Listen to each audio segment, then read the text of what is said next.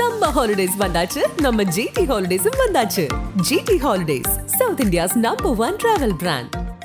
மார்க்கெட்லயே கம்மி சேதாரத்துல இன்னும் 1% தள்ளுபடி கொடுப்போம். ஓகே, வைரநக கேரட்டுக்கு 5000 தள்ளுபடி கொடுப்போம். தள்ளுபடி திருவிழா. ஆச்சி பாதாம் ட்ரிங்க். ஆச்சி பாதாம் ட்ரிங்க் ஒன்னு வாங்குனா ஒன்னு ஃப்ரீ.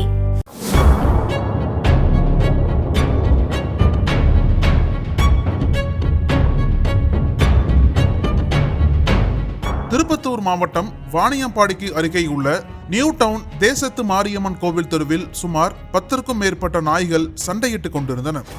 அப்போது அவ்வழியாக அதே பகுதியைச் சேர்ந்த சரவணன் என்பவர் தன்னுடைய 2 குழந்தைகளுடன் இருசக்கர வாகனத்தில் வந்து கொண்டிருந்தார்.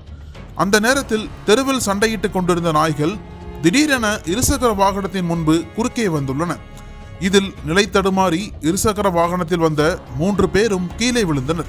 இந்த விபத்தில் சரவணன் உட்பட அவருடைய 2 குழந்தைகளும் படுகாயமடைந்தனர். இத்தகைய சூழலில் திடீரென அங்கு குவிந்த தெருநாய்கள் சரவணனை கடித்து குதறியுள்ளது. இதை கண்டு அதிர்ந்து போன அதே பகுதியைச் சேர்ந்த பாலாஜி என்பவர் அவர்களை காப்பாற்ற வந்துள்ளார். ஆனால் அங்கிருந்து செல்லாத தெருநாய்கள் பாலாஜியையும் கடித்துள்ளது.